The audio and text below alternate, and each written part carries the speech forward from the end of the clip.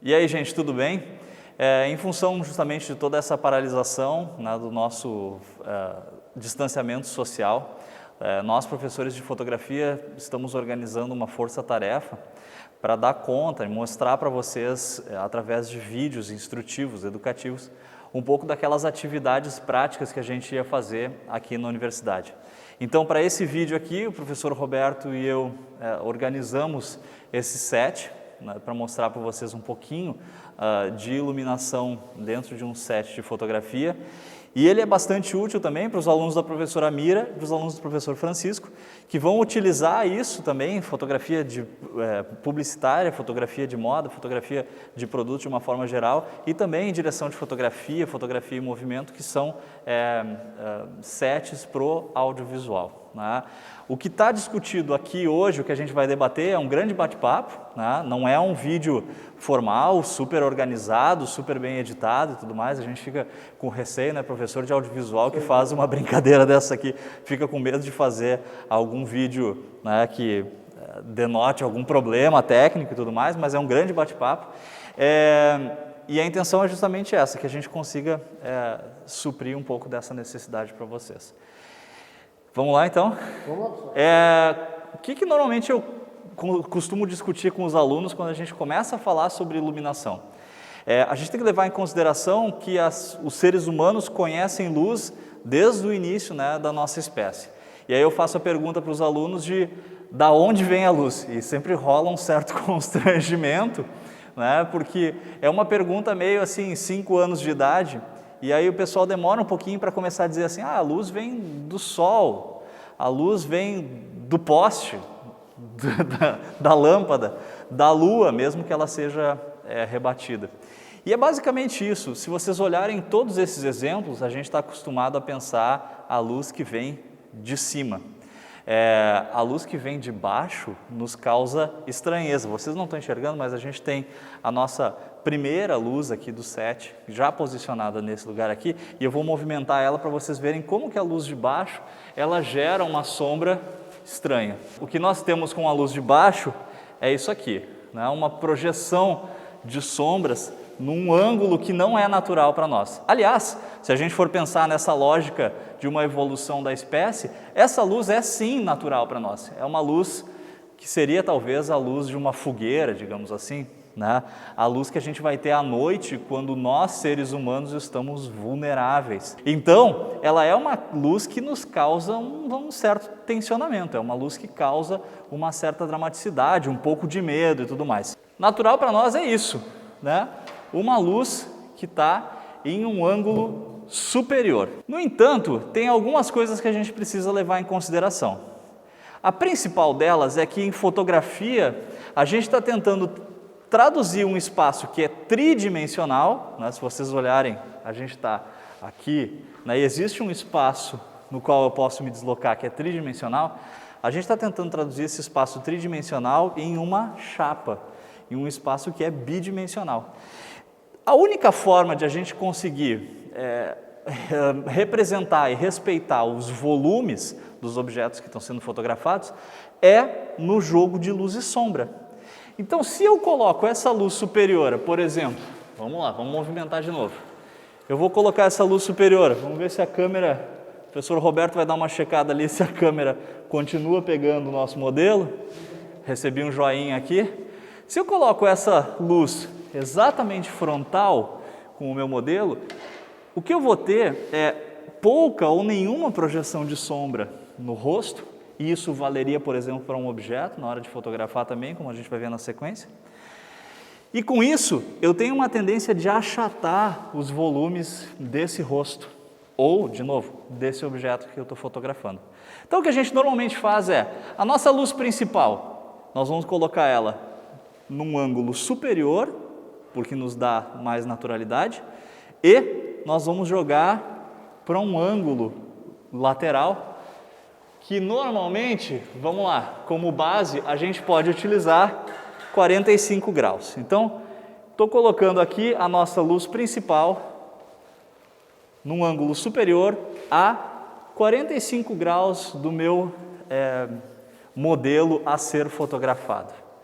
O que nós temos aqui?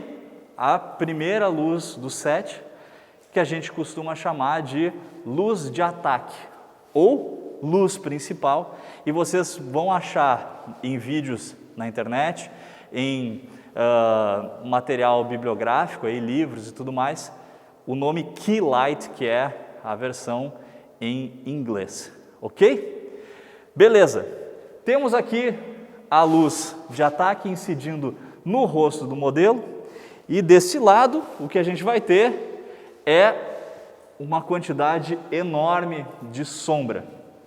Reparem, a diferença para a câmera da área que está iluminada para a área que está escura é muito grande. Ela é muito maior, por exemplo, do que o nosso olho iria perceber. A gente tem que levar em consideração que o nosso olho enxerga também com o auxílio do nosso cérebro, ou o contrário, né? O cérebro de verdade é quem registra essa imagem. Então nós temos um registro e uma alteração, uma soma constante de diferentes níveis de luz que a gente está percebendo. A câmera não faz isso, a câmera vai ter uma única fotometragem. Então, se eu fotometrar por esse lado aqui, esse lado vai ficar muito escuro. Deixa eu até dar uma mexida no Zé aqui no modelo para deixar isso mais marcado. Fotometrei por aqui, esse lado aqui vai ficar muito escuro. Perfeito? O que a gente precisa fazer? Bom, o inverso também é verdade. Se eu fotometrar por esse lado aqui, esse aqui vai ficar muito claro, o famoso estourado, super exposto. O que a gente precisa fazer? A gente precisa dar uma compensada nessa luz, que é mais ou menos, como eu disse, o que o nosso conjunto aí, olho e cérebro, iria fazer por nós. Quando a gente está na rua, o que a gente normalmente faz é pegar um rebatedor, para pegar, vamos lá, fonte de luz, que é o sol, por exemplo, e jogar de volta para essa área do rosto. A gente vai ver muito o cara trabalhando, né, fotógrafos trabalhando com assistentes, por exemplo, com os seus rebatedores. Então repara, olha o que a gente vai fazer. Percebam a diferença na imagem aí.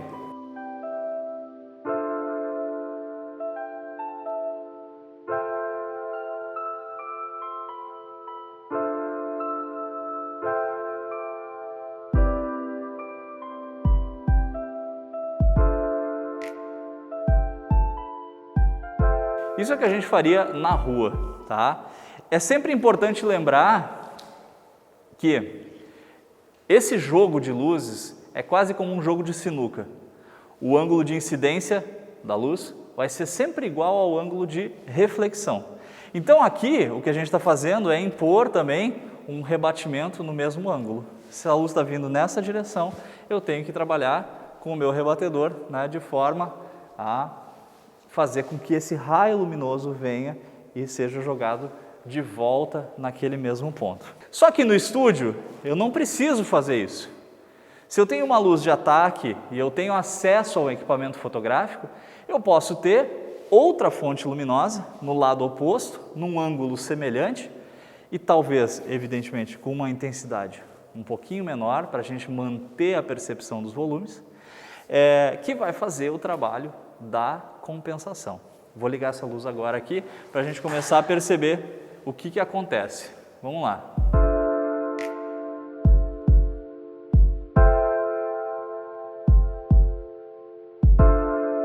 Eu acho, né, eu imagino, deixa eu vir para esse lado aqui, que agora vocês consigam perceber bastante bem a diferença, né, da luz de ataque sozinha e dessa segunda luz trabalhando em conjunto, que é o que a gente chama de luz de compensação, tá?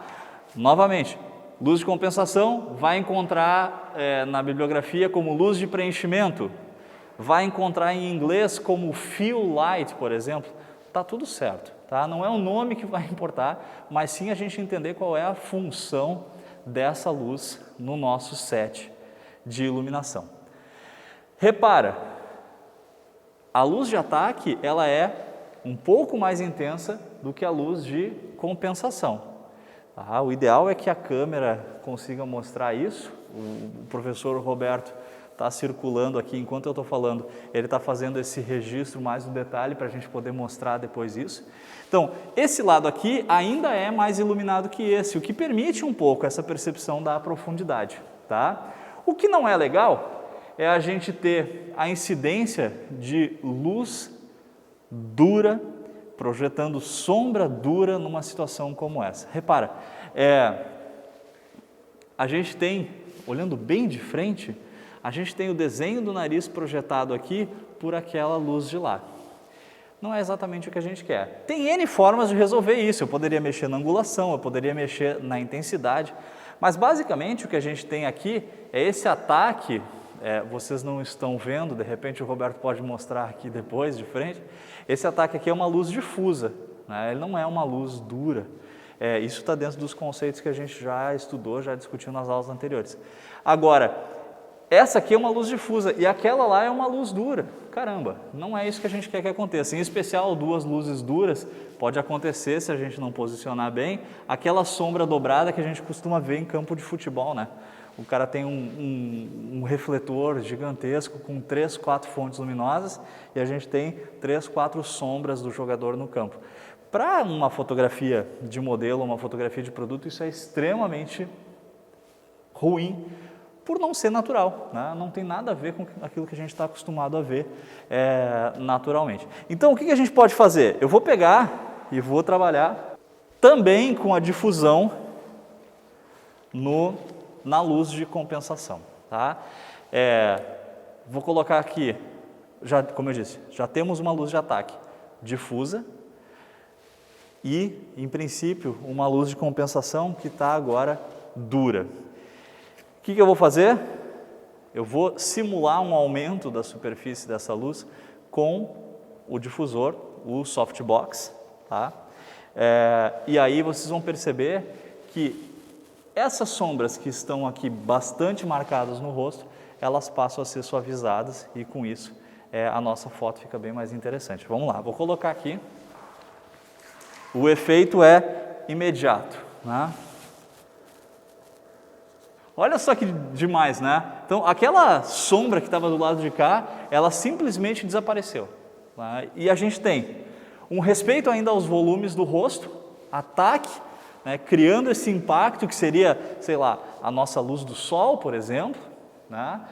Uma compensação que seria, de repente, tudo aquilo que está ao nosso redor, rebatendo essa luz, e ainda assim percebendo os volumes do rosto do modelo, tá? Essa é a situação ideal que a gente quer com relação a um set fotográfico. Reparem, não existe certo e errado. Se vocês querem uma luz mais dramática, se vocês querem trabalhar com uma sensação de mexer com o lado mais emotivo das pessoas, né? Criar uma sensação, como eu disse, de drama, né? A gente pode trabalhar com uma fonte luminosa, sem o menor problema. Eu quero que esse drama seja mais marcado ainda, que o contraste seja alto. Vamos trabalhar com esse ataque, com uma luz dura, não é nem uma luz suave, né? Agora, fotografia de produto, fotografia publicitária, fotografia de moda, fotografia para design, normalmente vai trabalhar com atributos talvez mais subjetivos do produto. Elas querem demonstrar um lado estético mais bacana, mais positivo do produto.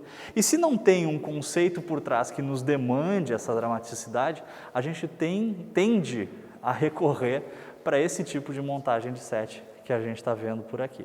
Então, o que acontece? Eu falei agora há pouco que uma montagem como essa, né, na fotografia, ela quer, na verdade, representar o espaço que é tridimensional numa chapinha bidimensional, tá?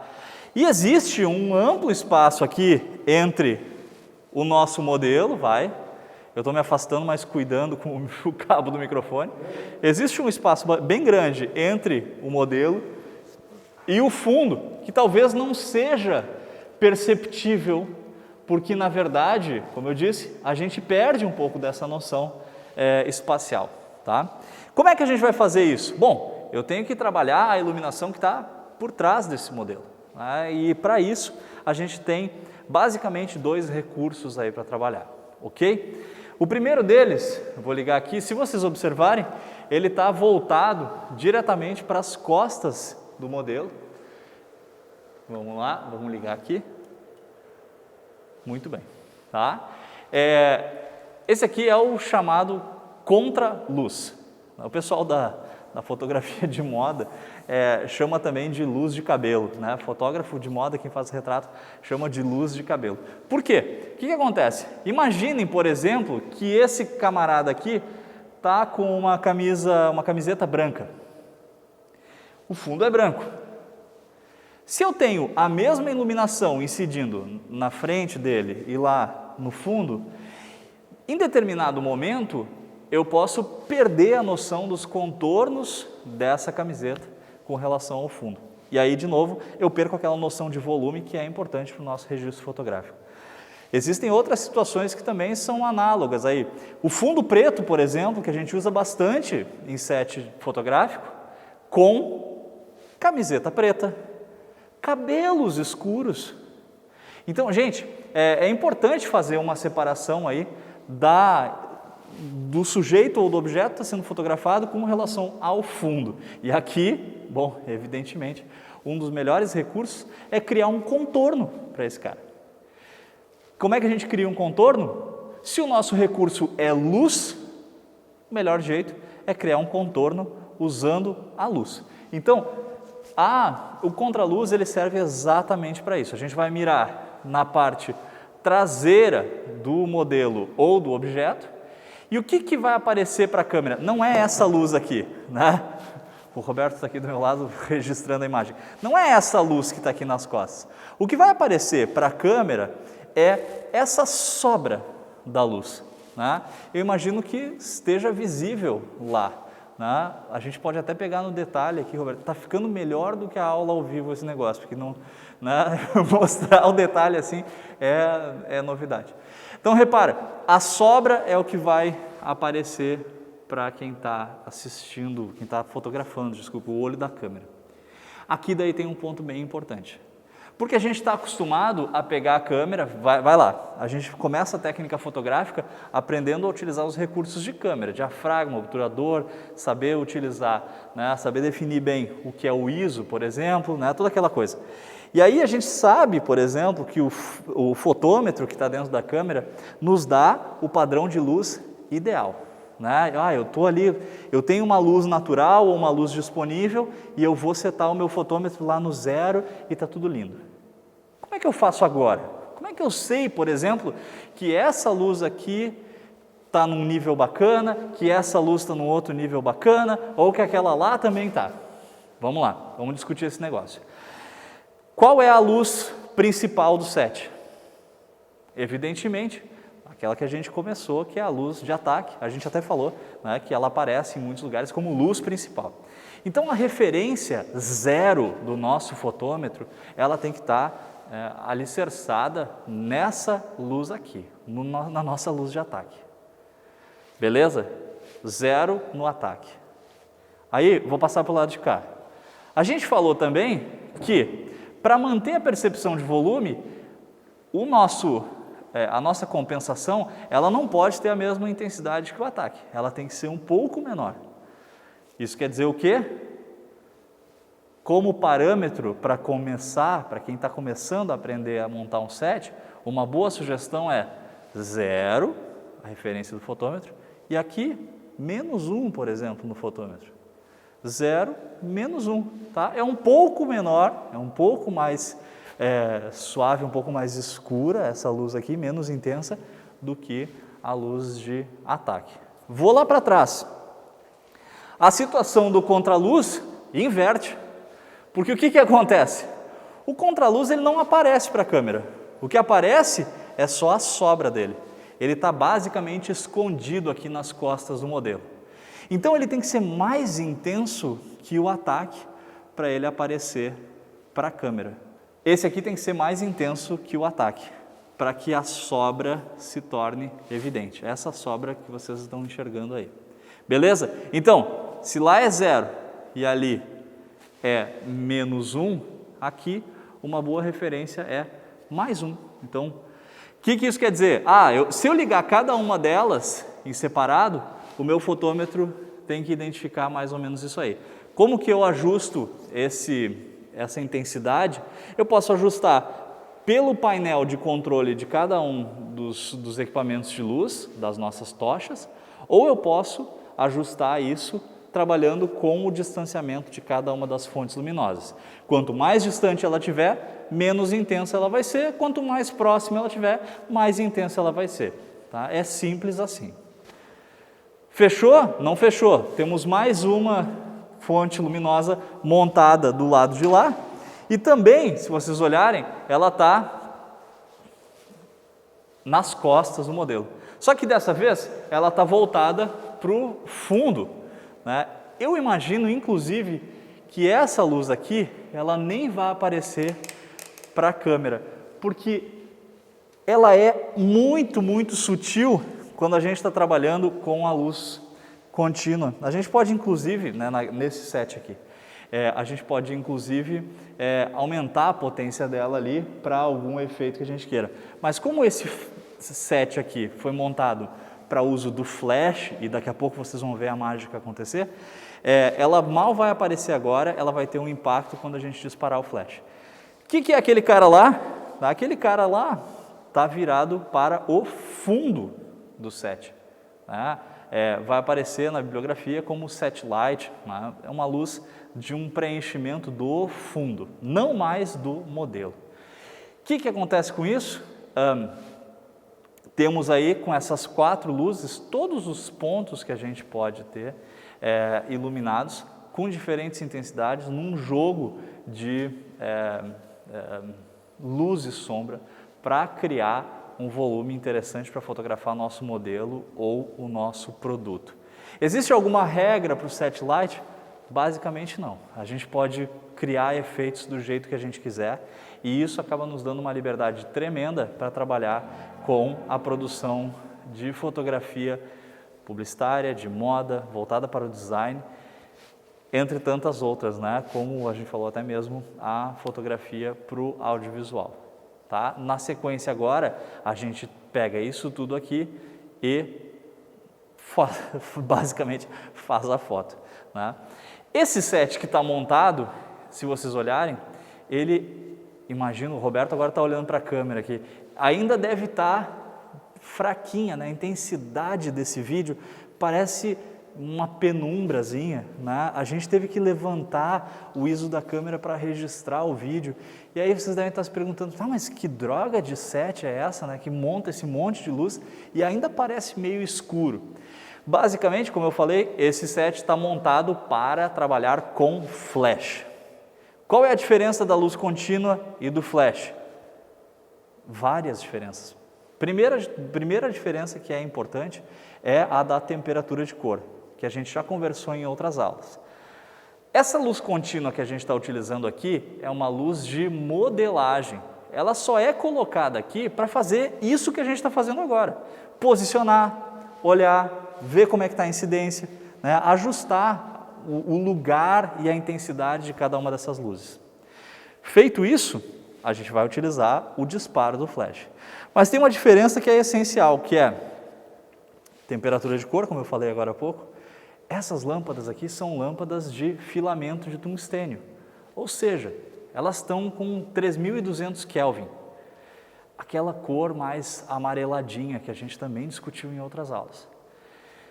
Quando eu disparar o flash, o que vai acontecer? A gente tem aquela lâmpada com aqueles gases, né, ionizados, que também a gente discutiu, que vai disparar uma luz branca, né, que é análoga aí a um raio caindo. Essa semana ainda teve tempestade aqui, teve bastante raio para o pessoal perceber que a luz do raio é bem branca. Então, tem uma diferença de temperatura de cor. Enquanto a luz de filamento aqui vai ter em 3.200, a gente vai estar com 5.500 no flash, mais ou menos. Tá? Uma mais amarelada e a outra com uma presença maior do pigmento, né, da cor azul aí no conjunto da luz. Beleza? Vamos cortar agora, nós vamos montar o equipamento de flash e aí em seguida continuamos essa discussão. Então, pessoal, o flash vai demandar alguns equipamentos extras. E a gente não está falando daquela unidade de flash que nós estamos acostumados em cima da câmera, que é um flash de externa. Aqui a gente tem que pensar no flash de estúdio. E como eu falei, essas unidades que a gente já instalou na montagem do nosso set, elas são equipamentos de flash, né? Carinhosamente conhecidos como tocha, né? A gente dentro do estúdio fala muito no uso das tochas, que são essas cabeças de flash. Bom, eu vou precisar de alguma coisa para disparar esse flash. Eu peguei só para demonstrar, né? Vou mostrar aqui para o Roberto, que está aqui do lado. Me sinto agora um apresentador de televisão fazendo um merchan. Esse aqui é um rádio flash. Tá? O que acontece? Eu vou colocar um transmissor em cima da câmera, vou colocar o receptor como está aqui ligado à unidade de flash, e quando eu disparar lá, ó o que acontece aqui.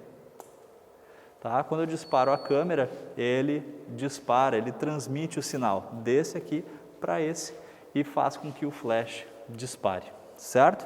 O legal do rádio flash é que a gente pode, numa montagem um pouco mais complexa, né, até mesmo num grande evento, digamos, eu vou ter um casamento, eu posso ter diferentes canais com diferentes sets montados em lugares diferentes, por exemplo, e só trocar o canal e fazer, né, com que esses diferentes sets disparem. Da mesma forma, se eu estou com outros fotógrafos no mesmo ambiente, eu posso combinar com eles, né, mas isso vale muito mais também para ambientes externos, eu posso combinar com eles quais os canais que cada um vai usar, e assim um não atrapalha no flash do outro, certo?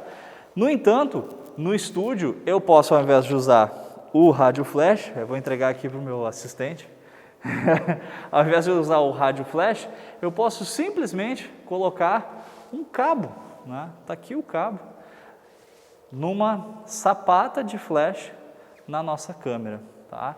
Então, repara, vou colocar aqui e pronto, esse cabo está saindo da minha câmera e ligado na minha luz de ataque, beleza? O que vai acontecer, nós não configuramos a câmera, né? Deveria disparar o flash quando a gente fizer, disparou, tá aí, tá vendo? Então, repara, quando a câmera está ligada ao cabo, eu disparei aqui e ele vai disparar a unidade de flash, tá? Aí as pessoas começam a perguntar, normalmente na aula presencial, tá, mas eu não entendi. Nós temos 4 fontes luminosas e só uma câmera ligada no flash.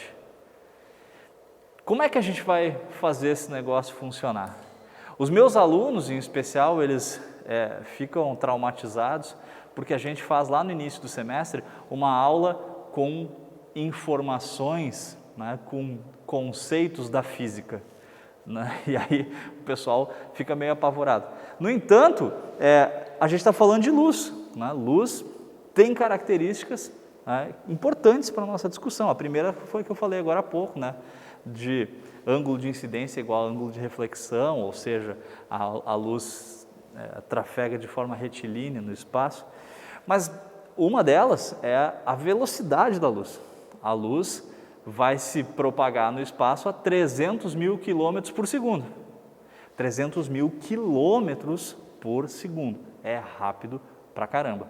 Então, para algo que está se deslocando a 300 mil quilômetros por segundo, essa distância entre essa luz aqui e essa, ou essas aqui e as que estão lá atrás, ela basicamente não existe. O que eu posso fazer? Eu posso utilizar a própria luz como forma de disparar os outros flashes. Então, essa luz aqui é a minha luz de ataque, é onde eu estou com o meu cabo ligado na sapata da câmera. No entanto, nas outras, o Roberto pode vir comigo que ele gosta de mostrar o painel aqui, nas outras lâmpadas, o que a gente vai fazer é ligar a fotocélula. A gente tem aqui um sensor, né, uma célula fotoelétrica, que quando ela receber a luz vinda lá da luz de ataque, ela vai disparar essa unidade de flash. Tá? O que eu vou fazer é deixar ligado em todos os pontos do meu set, e aí quando a luz de ataque disparar, as outras todas vão disparar juntas. Vamos lá? Então, reparem, agora as nossas tochas estão sincronizadas a partir do disparo da luz principal, da luz de ataque. Repara, de novo, o cabo está ligado entre a câmera e a luz de ataque. No entanto, quando eu disparo agora, olhem mais uma vez e tentem reparar como todas as luzes estão disparando ao mesmo tempo. Tem um outro fator bem curioso nesse negócio. Escutem. Tem um bip, eu fiz questão de deixar ligado em todas as tochas para que o nosso gravador de áudio aqui seja capaz de captar. E esse bip nos sinaliza quando que o flash está pronto para disparar novamente. Diferente da luz contínua, que a gente pode fazer várias fotos, o flash tem um circuito dependente de um dispositivo chamado capacitor, e esse capacitor leva um tempo para ser carregado. Tá? Então, eu disparo o flash, ele carrega, e quando o circuito está pronto, ele avisa com esse som. Tá? Se eu tentar fazer fotos na sequência, assim, vocês viram que eu fiz uma foto, né, entre um disparo e outro do flash. O que vai ter? Vai ter uma foto basicamente preta, completamente escura. Por quê? Porque eu não vou ter luz o suficiente naquele momento ali. A gente vai estar calibrando a câmera para uma intensidade de luz muito superior a essa que a gente está vendo na nossa luz contínua, na nossa luz de modelagem, certo? E agora, então, a gente precisa falar justamente sobre essa calibragem de câmera. Se na luz contínua a gente está utilizando o fotômetro dentro da câmera, que é aquele que a gente estava falando agora, inclusive a gente falou em 0, menos 1 e mais 1, agora, como é que fica? Como é que a câmera vai perceber o momento pontual do flash? Então, justamente, a câmera não percebe. Para isso, a gente tem um outro dispositivo, vou deixar a câmera até um pouquinho de lado aqui. A gente tem um outro dispositivo, que é o fotômetro de mão. Eu estou com dois modelos aqui, prontinhos para mostrar para vocês. Tá? O Roberto está gravando aqui um momento de merchan, né? Um momento de mostrar os equipamentos. Nós temos outros aqui, inclusive. Eu sou aqueles fotógrafos velho, assim, né? Eu gosto do mais simples de todos. Tem alguns com N recursos, tá? Eu vou mostrar para vocês como proceder com esse dois modelos aqui. O que a gente precisa saber para uma fotometragem? A gente precisa. Está gravando aqui. Um momento de merchan, né? Certo? Momento de mostrar os equipamentos. Nós temos outros aqui, inclusive. Eu sou aqueles fotógrafos velhos, assim, né? Eu gosto do mais simples de todos. Tem alguns com N recursos. Porque a intensidade do tá? flash é Eu vou mostrar para alta. vocês como proceder com esse cara aqui. O que a gente precisa saber? Externa, eu posso de repente partir desse parâmetro para trabalhar com o flash. A intensidade do flash, ela é, num curto espaço de tempo, semelhante ao que a gente tem na luz da rua, tá? Então, vamos trabalhar com ISO bastante baixo, maravilha. O que mais eu sei, né, a respeito do flash? Eu sei, por exemplo, que existe uma velocidade máxima na qual flashes e câmeras vão entrar em sincronismo. Esses aqui, por exemplo, com as câmeras que a gente está utilizando, conseguem trabalhar até o limite de um obturador 250. 1 segundo dividido por 250. Então, repara, dos 3 elementos que eu preciso para fazer uma boa fotometragem, só me falta saber diafragma. ISO e obturador, eu já sei. Então, o que o fotômetro de mão faz é justamente isso. Eu vou ligar ele, eu vou fazer o procedimento, né, virado aqui para o Roberto, né, olha lá, ligou o fotômetro, eu tenho o modo logo aqui, eu vou passar aqui, vou dar uma girada, mas o modo que a gente vai trabalhar é um que aparece, isso é meio padrão, né, vai aparecer em vários equipamentos de flash, de fotômetro de mão, desculpe. A gente tem aqui um íconezinho que mostra o flash, é um raiozinho, certo? Então eu estou trabalhando no modo flash. Agora eu vou segurar o botão ISO e vou colocar no ISO que eu quero trabalhar. Por exemplo, vou trabalhar com 200, vai, que eu já deixei a câmera pré-setada. ISO 200. Bom, a outra coisa que a gente falou é que esse flash consegue sincronizar até 250. Então eu posso botar em 250. Repara, 250 é o meu é a velocidade de sincronismo, o meu ISO é 200 e eu preciso saber qual é o meu diafragma, certo? O que eu vou fazer? Eu vou apertar esse botão aqui de espera e se vocês olharem, ele está piscando o flash, esperando a luz do flash chegar. Então aqui, olha lá, por essa bolinha aqui faz com que a gente perceba a luz vindo de todos os ângulos, de todas as direções, né, com relação à frente, evidentemente, do objeto. O sensor está logo atrás, ele está escondido aqui dentro.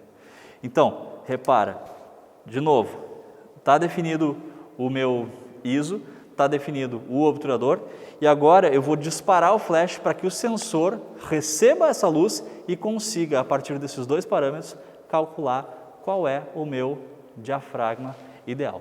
Tá? Vamos fazer isso? Onde que nós vamos trabalhar? O que é mais importante? Bom, eu vou fazer um retrato desse cara. Eu montei todo o set para fazer um retrato desse sujeito aqui. Então, eu vou colocar aqui. Evidentemente que a gente não precisa bater na cara do nosso modelo, né? Dar um espacinho para o cara. E aí, vamos disparar os flashes aqui.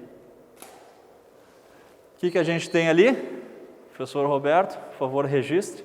Repara que antes, onde a gente não tinha informação, agora a gente tem o número 16 aparecendo. Então, eu tenho um diafragma 16 para ser colocado na câmera. 16, 200 de ISO, 250 de obturador. E eu provavelmente vou ter uma foto com a referência ideal de luz, como eu teria com o meu fotômetro dentro da câmera. Vamos fazer essas fotos e aí na edição a gente coloca elas na sequência para vocês verem.